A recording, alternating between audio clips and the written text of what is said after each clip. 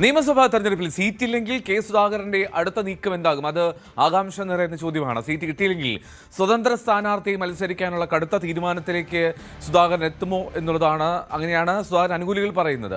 സുധാകരനെ മത്സരിപ്പിച്ചില്ലെങ്കിൽ സണ്ണി ജോസഫിന് വോട്ടില്ല എന്നുള്ള ഒരു ക്യാമ്പയിനും പ്രവർത്തകർക്കിടയിൽ സജീവമാണ്. KV ബൈജു കൂടുതൽ വിവരങ്ങൾ നൽകും. ബൈജു, സുധാകരനെ ഇടഞ്ഞു പോയാൽ സുധാകരനെ തളക്കുക എളുപ്പമല്ല. സുധാകരനെ പിടിച്ചു നിർത്തുക നേതൃത്വത്തിന് ബുദ്ധിമുട്ടുള്ള കാര്യമായിരിക്കും. അപ്പോൾ എന്താണ് സാധാരണ പ്രവർത്തകരുടെ ഒരു പൊതുവികാരം? എന്താണ്? കെ സുധാകരൻ MP ആണ്, പക്ഷേ നിയമസഭാ തെരഞ്ഞെടുപ്പിൽ മത്സരിക്കണം എന്നുള്ള ഒരു പൊതുവികാരം തന്നെയാണോ അവിടെ വരുന്നത്?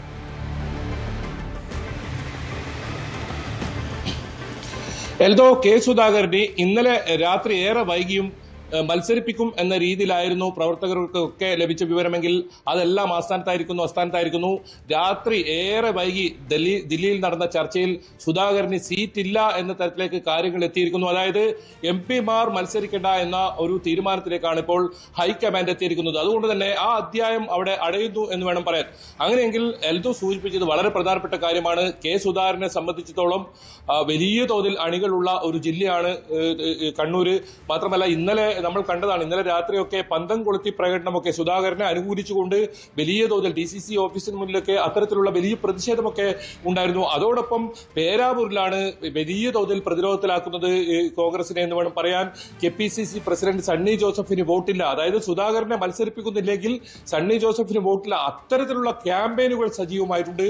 അതോടൊപ്പം മറ്റൊരു വലിയ തലവേദനയായി മാറിയിരിക്കുന്നത് പയ്യന്നൂരാണ്. പയ്യന്നൂരിൽ കോൺഗ്രസ് സ്ഥാനാർത്ഥിയെ തന്നെ നിർത്തണമെന്നൊരു ആവശ്യവുമായി പ്രവർത്തകർ രംഗത്തെത്തുന്ന സാഹചര്യമുണ്ട്. ഇതൊക്കെ ഈ സുധാകരന് സീറ്റ് നൽകാതുമായി ബന്ധപ്പെട്ട ആ വിഷയത്തിന്മേൽ ഉടലെടുത്ത പ്രശ്നങ്ങളാണ്, അത്തരത്തിലുള്ള പ്രതിഷേധങ്ങളാണ്. ഒരു പക്ഷേ സുധാകരൻ എന്ന ഇത്രയും വലിയ അധികാരം വിചാരിച്ചാൽ ഇത്തരം പ്രശ്നങ്ങളൊക്കെ ഉയരാതെ വളരെ സമാധാനത്തോടുകൂടി കോൺഗ്രസിന് ഈ സീറ്റുകളിലെല്ലാം അവർക്ക് കണക്കൂട്ടൽ പ്രകാരം മുന്നോട്ട് പോകാൻ സാധിക്കുമായിരുന്നു. പക്ഷേ അതെല്ലാം പാളിയിരിക്കുന്നു.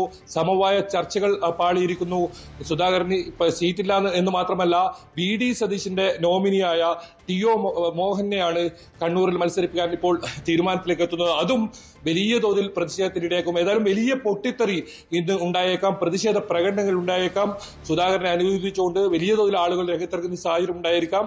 കാരണം DCC പ്രസിഡന്റ് ഉൾപ്പെടെ യൂത്ത് കോൺഗ്രസ് ഉൾപ്പെടെ പിന്തുണ സുധാകരനാണ്. അതുകൊണ്ട് തന്നെ ഏത് വിധത്തിലായിരിക്കും ഈ പ്രതിഷേധം ഉണ്ടാകുക എന്ന് പറയാൻ വയ്യ. അത്രത്തോളം പ്രവർത്തകരുടെ ഇടയിൽ വലിയ പ്രതിഷേധം ഉയർന്നിട്ടുണ്ട്. വാട്സാപ്പ് ഗ്രൂപ്പുകളിലൊക്കെ ഈ സുധാകരന് വേണ്ടി വലിയ തോതിൽ ക്യാമ്പയിൻ നടക്കുന്ന സാഹചര്യമുണ്ട്. പോസ്റ്ററുകൾ ജില്ലയുടെ പല ഭാഗത്തു നിന്നും സുധാകരനെ അനുകൂലിച്ചുകൊണ്ടുള്ള പോസ്റ്ററുകൾ വരുന്ന സാഹചര്യമുണ്ട്.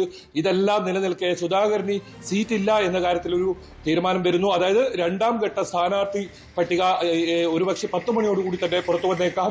അതിനുശേഷം ഏത് രീതിയിലായിരിക്കും കണ്ണൂർ ജില്ലയിലെ രാഷ്ട്രീയം സുധാകരനെ സ്വതന്ത്ര സ്ഥാനാർത്ഥി നിൽക്കുന്ന സാഹചര്യമൊക്കെ വരുമ്പോഴും അത് KPCC പ്രസിഡന്റ് വരെ സ്ഥാനാർത്ഥിത്വത്തെ വരെ ചോദ്യം ചെയ്യുന്ന രീതിയിലേക്ക് വരാം. ഏതായാലും ഇതിൽ മുതലെടുക്കാൻ LDF-ഉം വലിയ തോതിലുള്ള ശ്രമം നടത്തുന്നുണ്ട്. കാരണം അവരെ സംബന്ധിച്ചിടത്തോളം കഴിഞ്ഞ ദിവസങ്ങളിലൊക്കെ TK ഗോവിന്ദന്റെ പ്രതികരണവും ആ നിലപാടുമൊക്കെ വലിയ തോതിൽ പ്രതിരോധത്തിലായിരുന്നു. അതിനെ മറികടക്കുന്ന രീതിയിൽ ഒരു വീണ് കിട്ടിയ ആയുധം അത് കൃത്യമായി ഉപയോഗിക്കുന്നു എന്ന് വേണം പറയാൻ. ഏതായാലും സുധാകരനെ സംബന്ധിച്ചിടത്തോളം നിർണായകമാണ് ഇന്ന് സുധാകരൻ എടുക്കുന്ന, അല്ലെങ്കിൽ സുധാകരൻ ഒരുപക്ഷെ മാധ്യമങ്ങളെ കണ്ടേക്കാം. ഏതായാലും കണ്ണൂരിലേക്ക് സുധാകരൻ എത്തിയിട്ടില്ല.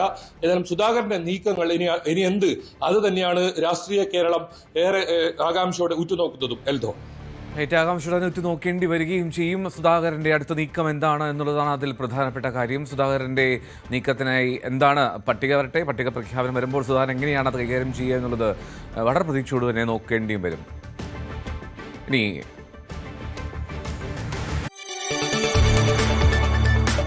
കൂടുതൽ വാർത്തകൾക്ക് News 18 Keralam YouTube channel subscribe ചെയ്യുക.